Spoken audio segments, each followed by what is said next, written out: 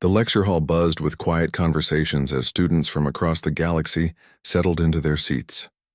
Alex Reed adjusted his position in the uncomfortable chair designed for beings much larger than humans. Around him, cadets from dozens of species prepared for another day of advanced combat theory at the Galactic Defense Academy.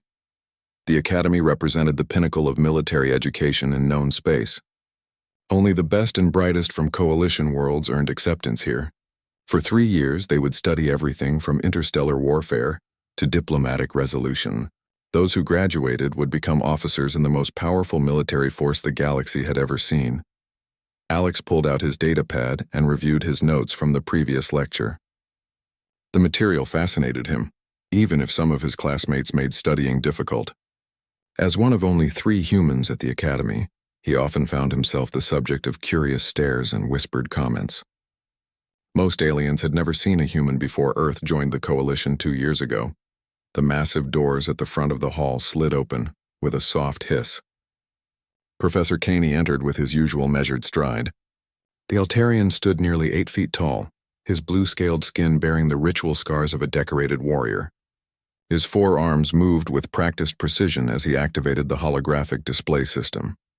"Today we examine planetary assault doctrines," Professor Caney announced in his deep, resonant voice. "Specifically, how different species adapt their natural advantages to overcome fortified positions." The hologram flickered to life, showing a 3-dimensional battlefield.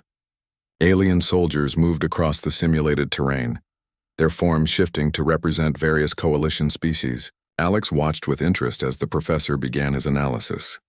"The Drakmori excel at frontal assaults," Professor Caney explained, highlighting the reptilian warriors in the display. "Their armored scales and natural aggression make them ideal shock troops. They can absorb tremendous punishment while closing with the enemy." Several Drakmori students nodded with obvious pride. Their species had built an empire through military conquest long before joining the coalition. Roth, a particularly large specimen from a military family, sat straighter in his chair. The display shifted to show insectoid creatures working in perfect coordination. The hive minds bring unmatched tactical coordination to any engagement. Their psychic links allow for complex maneuvers without communication delays. Vera, representing her species at the academy, remained perfectly still. Her compound eyes reflected the holographic light as she observed the demonstration. Like all hive minds, she rarely spoke unless directly addressed. The ethereals provide long-range support with their energy manipulation abilities. The professor continued. The crystalline beings in the display unleashed devastating beams of concentrated force. Their natural connection to electromagnetic fields makes them excellent artillery specialists. Nyx, the lone ethereal in the class, pulsed with a faint blue glow. His species communicated partially through light patterns, though he had learned to speak coalition standard for interactions with other races. Alex took careful notes as Professor Caney detailed each species' combat doctrine. The diversity of approaches fascinated him. Every race had evolved different solutions to the same basic problems of warfare. Their homeworlds had shaped their fighting styles over millions of years.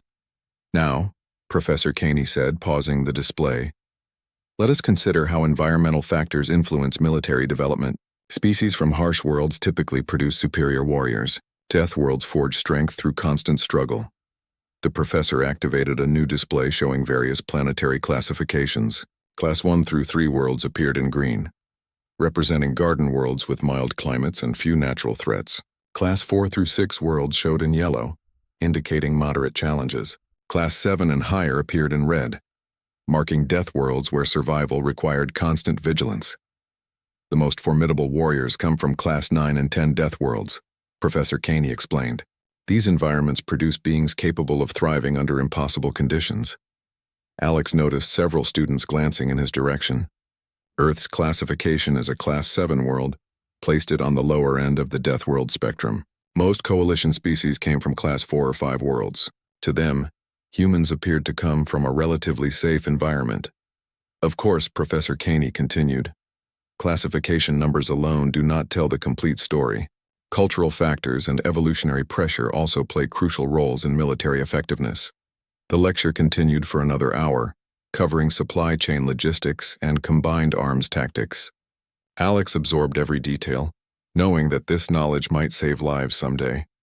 His dream was to serve as a coalition officer, helping protect the fragile peace between species. As the class period drew to a close, Professor Kane assigned reading from the tactical manual. Review chapters 12 through 15 for tomorrow. We will discuss defensive strategies for urban environments. Students began gathering their materials as the professor dismissed them. Alex packed his datapad carefully, aware that several classmates were watching him. He had grown accustomed to the attention, though it still made him uncomfortable. "Hey, garden boy," Roth called out as Alex stood to leave. "Got a question for you." Alex turned to face the Drakmori cadet. Roth stood nearly 7 feet tall, his natural armor gleaming under the lecture hall lights. His predatory smile revealed rows of sharp teeth designed for tearing flesh. "What kind of combat experience does your species actually have?" Roth asked, loud enough for other students to hear. "I mean real combat, not whatever little conflicts happen on peaceful worlds." Other students slowed their departure, sensing potential entertainment. Alex felt their attention focus on him like a physical weight. He chose his words carefully. "Humans have been fighting for thousands of years," Alex replied calmly. "We have extensive military history." Roth laughed, a harsh sound that echoed off the lecture hall walls. "Fighting each other with primitive weapons hardly counts as military experience. I meant real warfare against actual threats. Every species fights among themselves before achieving space travel," Alex pointed out. "Internal conflicts teach valuable lessons about tactics and strategy." "Sure," Roth conceded with mock agreement. "But there is a difference between playground fights and real combat. My people conquered 12 star systems before joining the coalition. We faced extinction-level threats and survived through superior fighting ability." Nix pulsed brighter, adding his voice to the conversation. "The ethereals defended against invasion by energy-based life forms. We developed weapons capable of destroying beings made of pure electromagnetic force." Vera spoke for the first time that day, her voice carrying the harmonic undertones of psychic communication.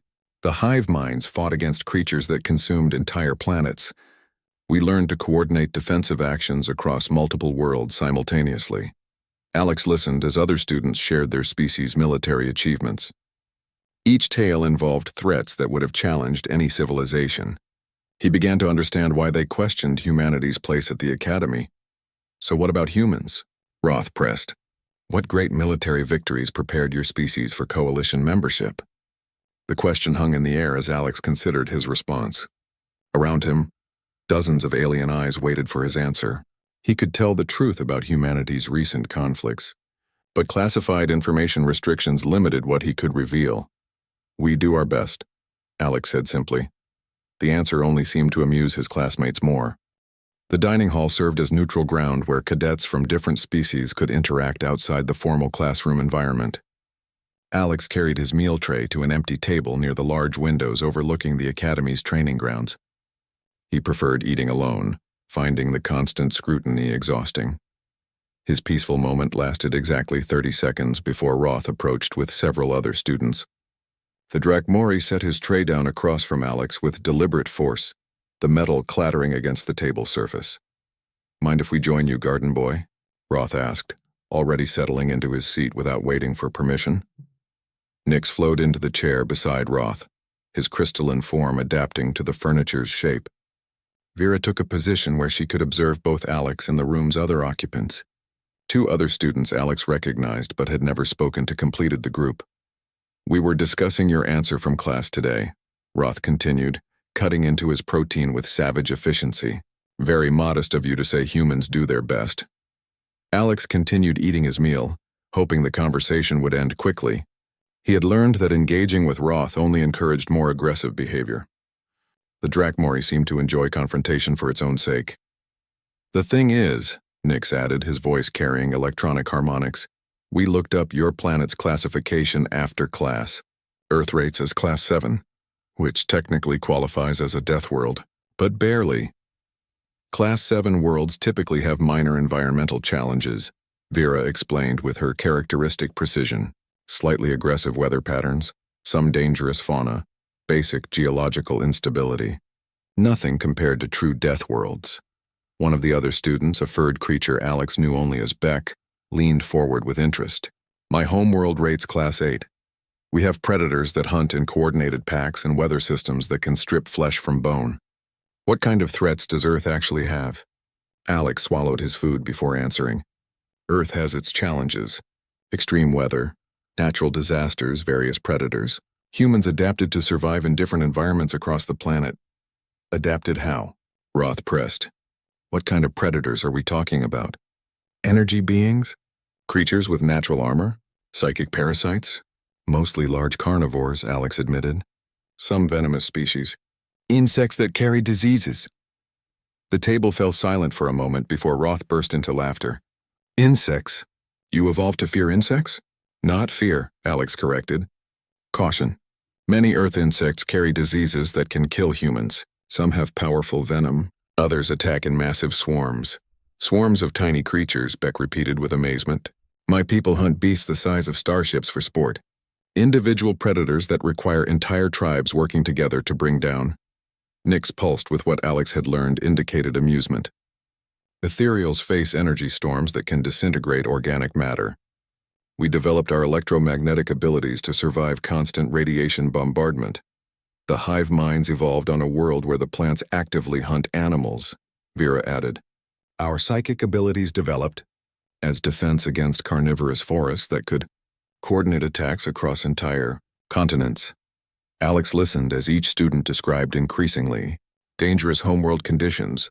Their planets sounded like nightmare scenarios where survival required extraordinary abilities. Compared to their experiences, Earth seemed almost peaceful.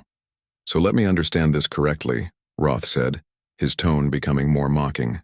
Humans earned coalition membership despite coming from a world where the biggest threats are large animals and tiny bugs? There must be more to it, Beck suggested. Perhaps humans have superior technology or unique strategic insights? Actually, Nix interjected, accessing his datapad, human technology is entirely derived from coalition sources. They achieve spaceflight using modified alien designs. Their weapons, shields, and propulsion systems all came from other species. The revelation drew interested looks from around the table. Alex felt his face flush but kept eating steadily. Everything Nick said was technically accurate, though it ignored the context of how humans had acquired that technology. Borrowed technology, Vera observed with clinical detachment. This suggests humans lack the innovative capacity to develop advanced systems independently. Maybe they are good at copying. Beck offered charitably. Some species excel at adaptation rather than innovation. Roth shook his head dismissively. Adaptation requires intelligence. If humans were truly clever, they would have developed their own technology instead of borrowing from others. Alex finally looked up from his meal. Human history includes significant technological achievements. We developed computing systems, medical treatments, and various engineering solutions.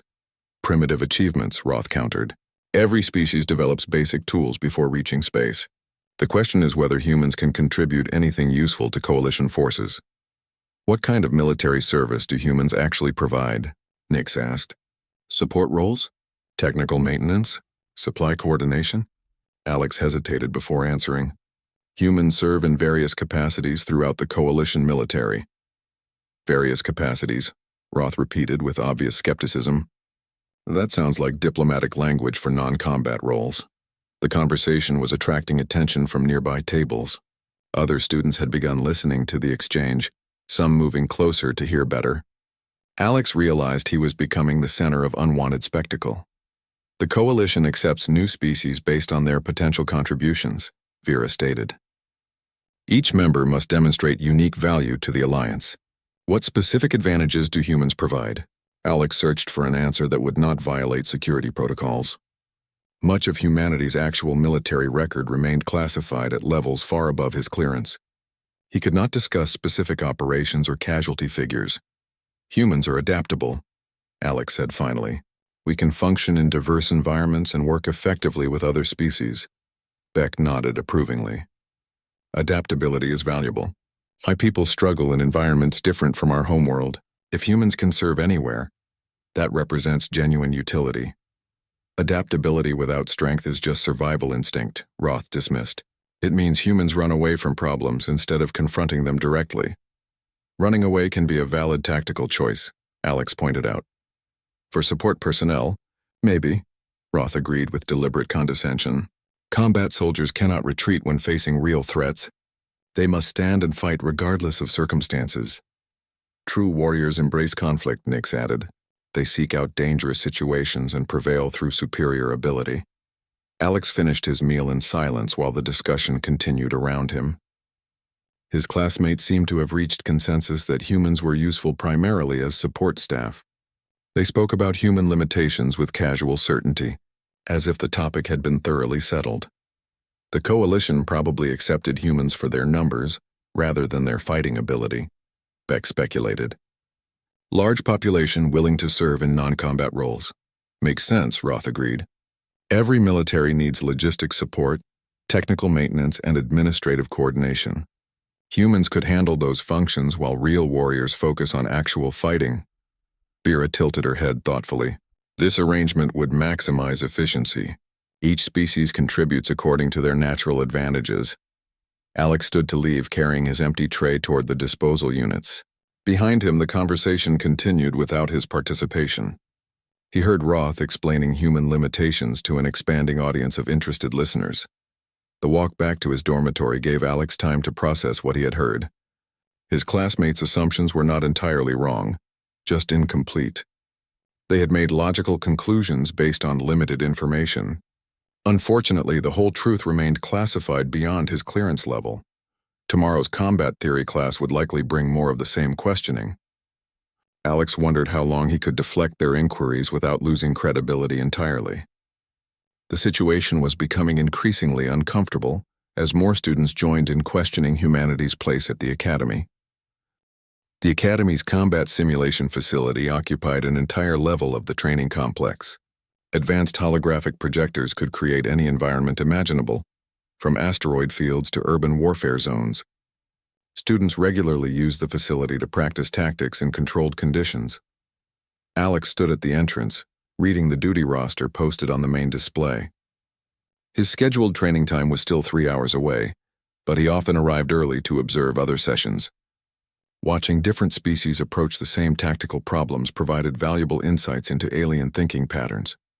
Through the observation windows, he could see a group of Drakmori cadets practicing assault formations. Their natural aggression served them well in direct confrontations, but their tactics lacked subtlety. They approached every problem with overwhelming force, trusting their armor to protect them from counterattacks. Enjoying the show? Roth's voice came from directly behind Alex. Alex turned to find not just Roth but 6 other students from various species. They had approached with remarkable stealth, suggesting this meeting was planned rather than coincidental. Just observing different tactical approaches, Alex replied carefully. That is exactly what we wanted to discuss, Nix said, his crystalline form pulsing with anticipation. We have been thinking about yesterday's conversation regarding human military capabilities. Vera stepped forward with her characteristic directness. The consensus among the student body is that humans lack actual combat experience. This creates uncertainty about coalition training standards. Alex felt the familiar weight of multiple alien gazes focusing on him. I'm not sure what you mean. Beck, the furred student from the previous day's dining hall confrontation, gestured toward the training facility. We mean that accepting species without proven military ability weakens the entire coalition force structure. Every cadet here earned their position through demonstrated excellence, another student added. This was Finn, a tall humanoid with 6 arms and metallic skin. Our presence validates our species' military contributions. Roth moved closer, his predatory smile more pronounced than usual. The question is whether humans can actually fight or just provide support services. Support services are essential to military operations, Alex pointed out. Essential, yes, Nix agreed. But any species can handle logistics and maintenance. The coalition specifically needs warriors capable of facing existential threats. Vera consulted her datapad with mechanical precision. Academy records show that 73% of human applicants applied for non-combat specializations. Engineering, communications, medical services, and supply management. That statistic supports our theory, Beck observed. Humans self-select for support roles because they recognize their own limitations. Alex remained silent while the group continued their analysis. Everything they said was technically accurate, but they were drawing conclusions from incomplete data. The classification of human military records meant most information about recent conflicts remained restricted. "We propose a simple test," Roth announced with obvious satisfaction. "A practical demonstration to settle the question of human combat effectiveness." The suggestion sent a chill down Alex's spine. Academy regulations allowed supervised combat exercises between consenting cadets, but such matches were typically formal affairs with extensive safety protocols. "What kind of demonstration?" Alex asked. Finn gestured toward the simulation facility. "Standard combat scenario. Multiple participants, various objectives, live weapons set to training mode. The facility can generate any environment we choose," Nix added. "Urban warfare, space combat, planetary assault, defensive operations. We would participate alongside you," Vera explained. "This removes any suggestion of unfair advantage or deliberate targeting." Beck nodded enthusiastically. "Multiple species working together just like real coalition operations." Alex studied their faces, looking for hidden motives. "Why is this important to you?" "Because we will be serving together after graduation," Roth said with unexpected seriousness. "We need to understand each other's capabilities and limitations. Military effectiveness depends on accurate assessment of available resources," Vera added. "Uncertainty about human abilities creates tactical vulnerabilities." The logic was sound, even if Alex suspected their real motivation was proving human inferiority. Either way, refusing the challenge would confirm their suspicions about human weakness. "What specific scenario do you have in mind?" Alex asked. Roth's smile widened. "Multi-level urban environment. Hostile forces occupying a civilian area. Coalition team must neutralize threats while minimizing collateral damage." "Standard rescue operation," Finn agreed. "Common scenario in coalition peacekeeping missions." Alex considered the proposed exercise. Urban combat favored adaptability over raw strength, which might give humans some advantage. The rescue element would prevent pure aggression tactics, requiring more sophisticated approaches. "How many participants?" Alex asked. 7 total, Beck replied. 1 representative from each species present. "Against how many simulated opponents?" "The computer will adjust difficulty based on our performance," Nix explained. "Standard Academy protocol for group exercises." Alex looked around at the assembled students. All were physically larger and stronger than him. Most possessed natural abilities that provided significant combat advantages. A fair fight seemed unlikely. "I'll need to check with my schedule," Alex said, buying time to consider. "Your next scheduled session is in 3 hours, Vera stated, consulting her datapad. "The facility has an opening in 40 minutes. We already reserved the time slot." The revelation confirmed Alex's suspicion that this confrontation was carefully planned. They had researched his schedule and prepared their arguments in advance. 40 minutes is not much preparation time," Alex observed. "Real combat does not allow for extensive preparation," Roth countered. "Warriors must adapt to unexpected situations using available resources." "Besides," Beck added, "this is just a training exercise. Nothing too challenging for someone with actual military experience." The comment carried obvious sarcasm, but Alex let it pass. He found himself genuinely curious about how well he could perform against multiple alien opponents. Academy training had focused primarily on theoretical knowledge rather than practical application. "All right," Alex said finally. "I accept your proposal." Roth clapped his hands together with evident satisfaction. "Excellent. We should inform Professor Caney about the exercise." "Why do we need faculty supervision?" Alex asked. "Academy regulations require instructor oversight for multi-participant combat scenarios," Vera explained. "Safety protocol." Finn nodded agreement. "Plus, having a professor observe will make the results more official." Alex suspected they wanted a witness to his expected defeat, but regulations were regulations. "Should we contact him now?"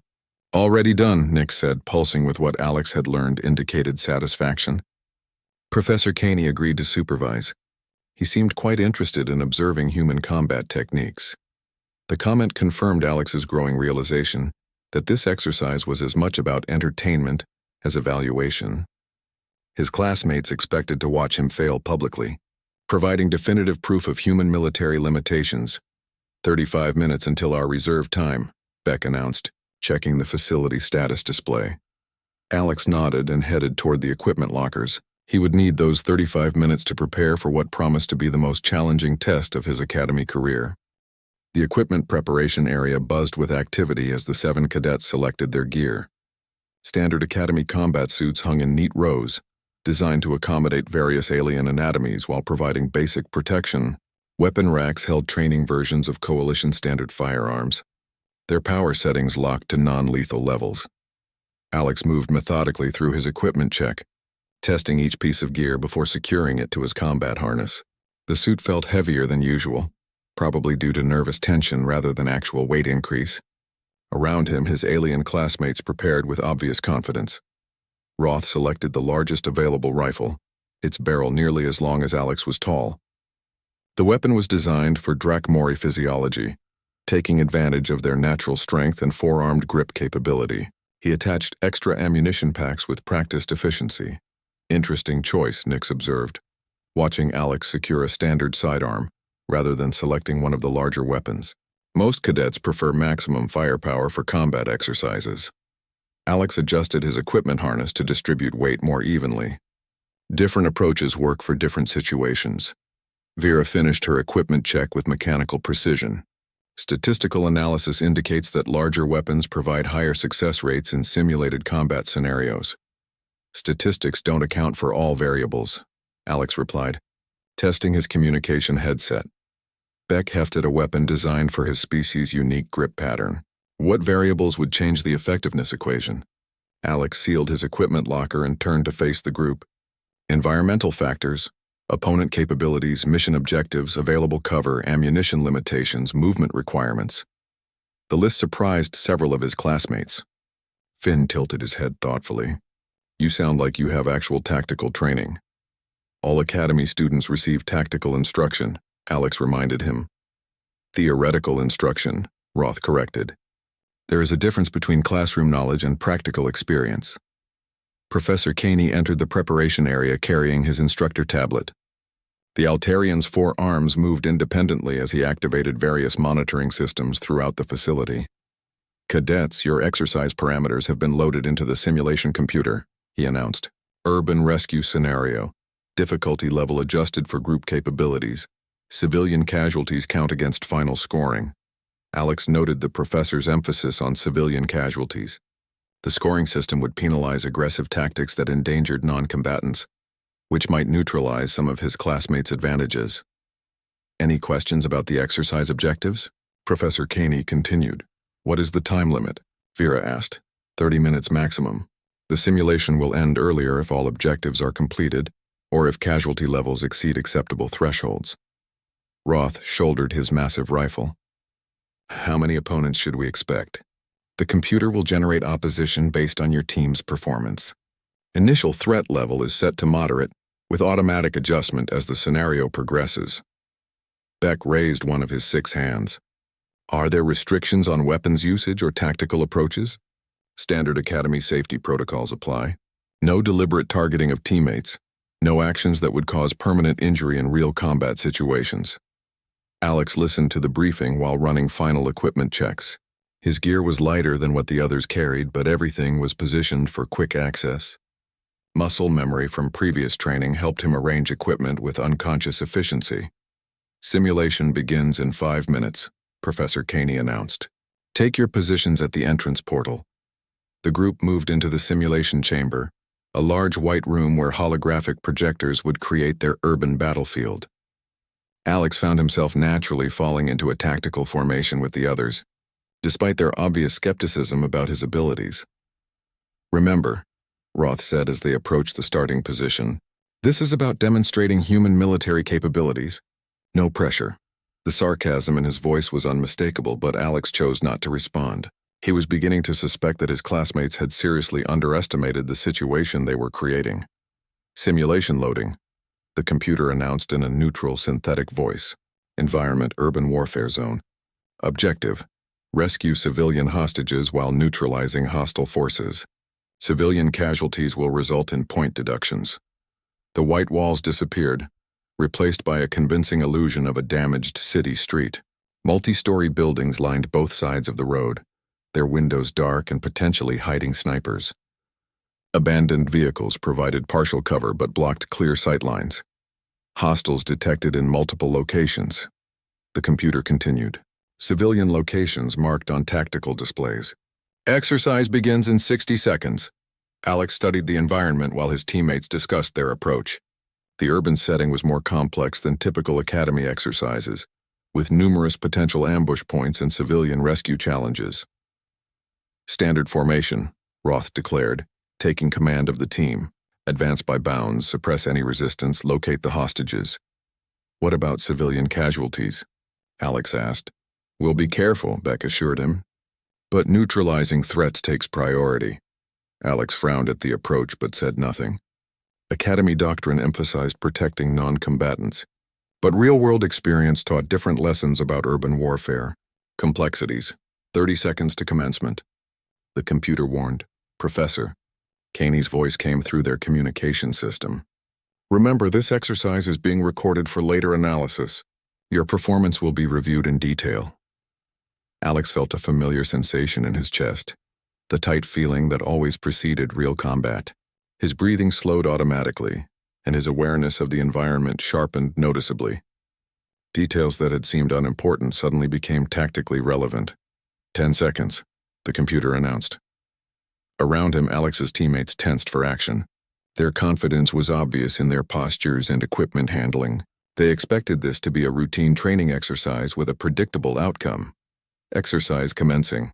Good luck, cadets. The simulation activated with a sudden burst of noise. Distant gunfire echoed between the buildings while smoke began rising from several locations. Somewhere in the maze of streets and structures, simulated civilians waited for rescue. Alex's teammates immediately began moving according to Roth's plan, advancing with aggressive confidence toward the nearest building. Their formation was textbook perfect for academy standards, but Alex noticed several problems with their approach. He also noticed something else that made him pause. The computer had accessed his academy file to adjust difficulty settings, but academy files contained only basic biographical information. They did not include his complete military record. That oversight was about to become very significant. The first shots came from the third floor of a partially collapsed office building. Simulated enemy rounds sparked off the pavement near Roth's position, sending the Drakmori diving behind an overturned vehicle. The rest of the team scattered for cover, their careful formation dissolving under unexpected fire. Contact front, Roth called through the communication system. Multiple shooters, elevated positions. Alex had already identified the threat source and 2 additional sniper positions his teammates had missed. While the others focused on returning fire at the obvious target, he moved laterally along the street using building shadows for concealment. Alex, get back in formation, Beck called out, his voice tight with stress. Alex ignored the command and continued his flanking maneuver. Academy doctrine emphasized coordinated team movements, but real combat demanded adaptability over rigid adherence to training protocols. His classmates were fighting the simulation like an academy exercise. But Alex recognized the environment as something far more dangerous. The computer had generated opponents based on coalition threat assessments, creating enemy forces with tactics and capabilities drawn from actual hostile encounters. These were not the predictable training targets his classmates expected. Suppressing fire third-floor windows, Nix called out, his energy weapon sending bright pulses toward the sniper positions. The return fire intensified immediately. Simulated bullets shattered windows and sparked off metal surfaces with frightening realism. Vera's psychic coordination abilities allowed her to direct precise fire from her teammates, but the enemy adapted to their tactics with unsettling intelligence. Alex reached the base of the target building and found an access point his teammates had missed. A partially collapsed wall created an opening large enough for human-sized infiltration. He slipped through without triggering any defensive sensors. Inside the building, emergency lighting cast strange shadows through smoke and debris. Alex moved through the space with practiced silence, his feet finding stable footing automatically. Years of urban combat training had taught him to navigate damaged structures without betraying his position. "Where is Alex?" Finn called through the radio. "We need concentrated firepower on these positions." "He broke formation," Roth replied with obvious anger. Typical human behavior, running away when things get difficult. Alex reached the stairwell and began climbing toward the sniper positions. The building's damage made conventional approaches impossible, but human flexibility allowed him to find alternate routes through gaps in walls and collapsed sections. On the third floor, He encountered the first simulated enemy soldier. The holographic opponent was humanoid but larger than a human, with natural armor and enhanced reflexes. Academy doctrine called for immediate engagement using overwhelming firepower. Alex chose a different approach. He waited until the enemy soldier moved past his concealed position, then struck with precision, targeting the opponent's weapon rather than center mass. The simulated enemy's rifle clattered across the floor, and Alex was moving before his opponent could react. What followed was not the kind of combat his academy classmates had ever seen. Alex moved through the building like a force of nature, using furniture, debris, and environmental hazards as weapons. He did not simply defeat the enemy soldiers. He systematically dismantled their defensive positions using tactics no academy textbook covered. Multiple enemy contacts eliminated. "Third floor," Alex reported calmly through his radio. His teammates' stunned silence lasted several seconds before Roth responded. "How? We're still pinned down by sniper fire. Snipers are neutralized. You can advance." Professor Caney's voice cut through the communication channel. "Cadet Reed, explain your tactical approach." Alex moved to the next objective building while his teammates cautiously emerged from cover. "Standard infiltration and neutralization, sir. No civilians in this structure, so collateral damage was not a concern." "That was not standard anything," Beck called out as the team regrouped. "How did you clear an entire building in under 3 minutes?" Alex was already approaching the next hostile position. The computer had detected his success and increased the difficulty accordingly, but it was still operating on incomplete information about human capabilities. "Experience helps," Alex replied simply. The second engagement went even faster. Alex had identified the enemy's tactical pattern and adapted his approach accordingly. While his teammates provided suppressing fire from street level, he entered the building through an upper floor window and worked his way down. "This is impossible," Nick said, his crystalline form pulsing with confusion. The computer generated those opponents based on real threat assessments. Alex emerged from the building with 3 simulated civilians in tow. Hostages secured from Building 2. Moving to the final objective. Vera's psychic abilities allowed her to sense Alex's emotional state during combat. What she detected contradicted everything she thought she knew about humans.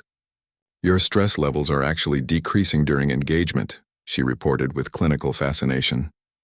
"Combat can be calming," Alex replied, which only confused his teammates more. The final building contained the largest group of hostages and the heaviest enemy resistance. Academy doctrine called for careful coordination and overwhelming firepower to ensure mission success.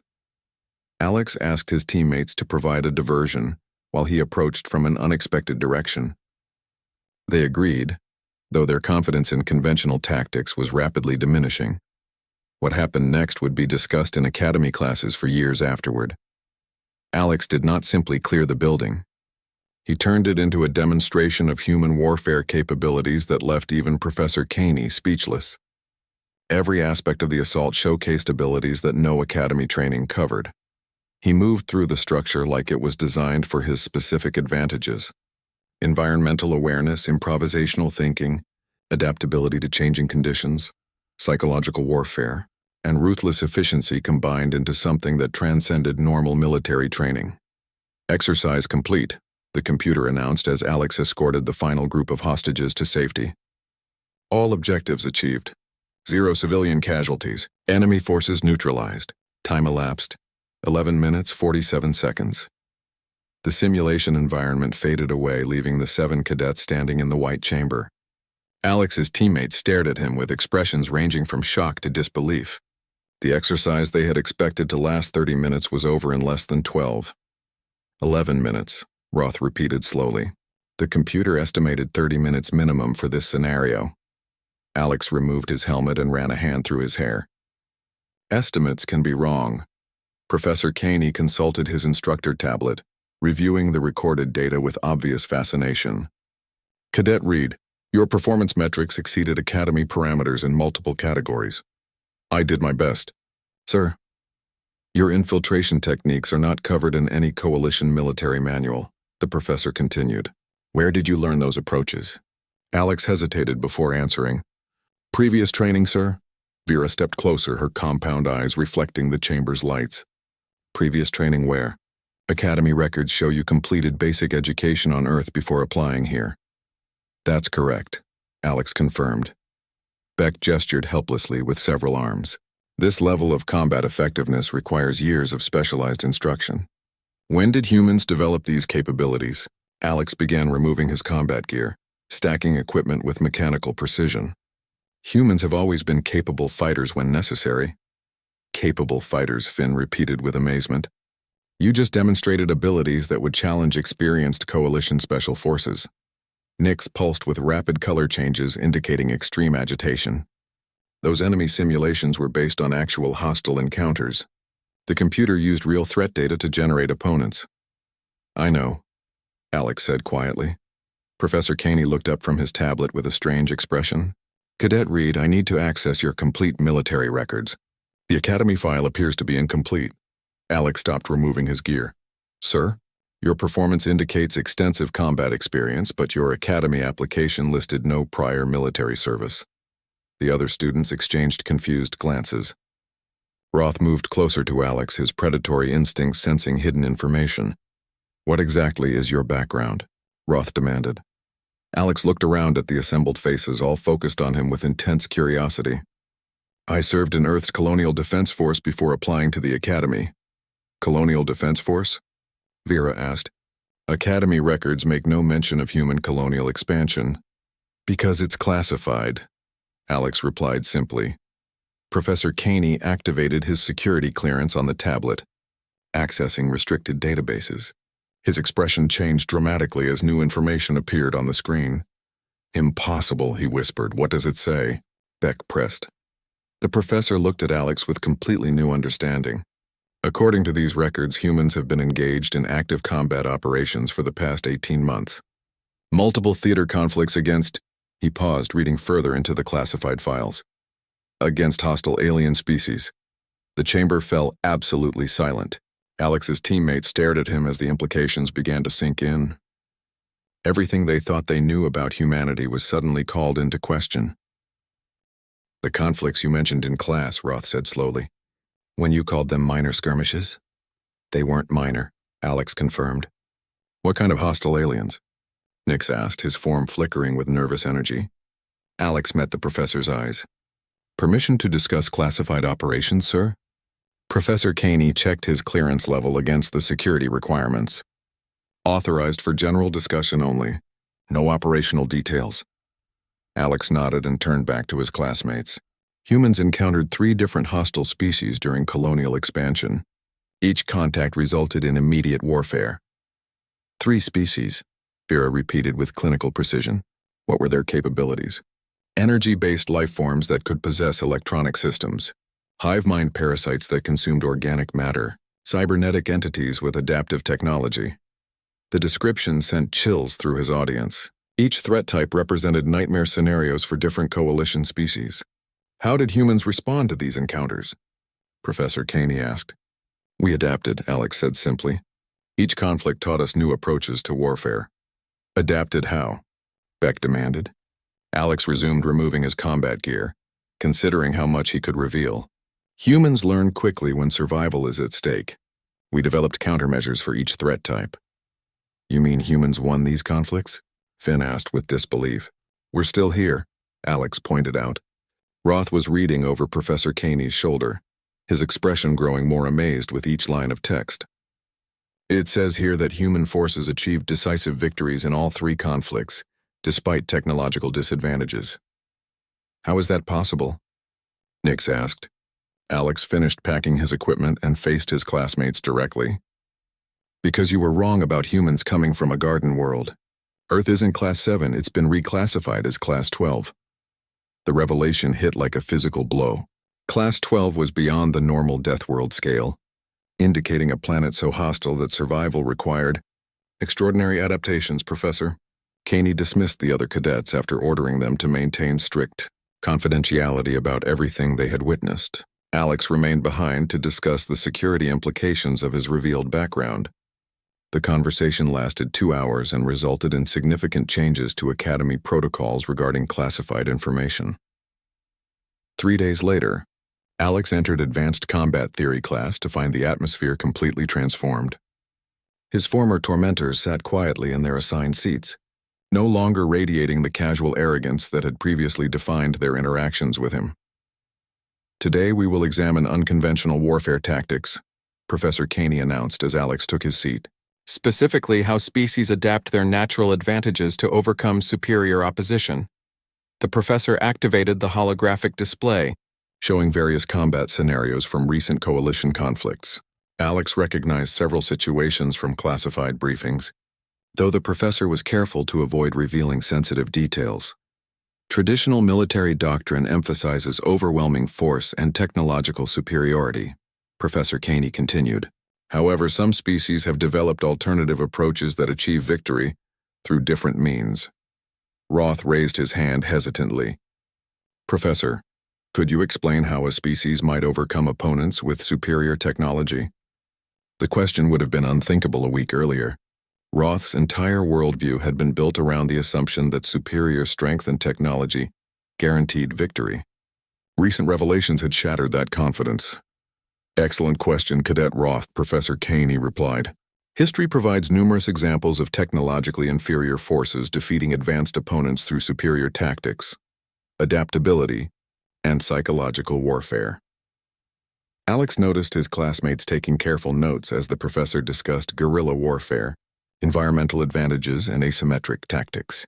These were subjects they had previously dismissed as irrelevant to proper military thinking. The key factor is often adaptability, Professor Caney explained. Species that can rapidly adjust their tactics to changing conditions possess significant advantages over opponents who rely on fixed doctrines. Vera raised her hand with obvious reluctance.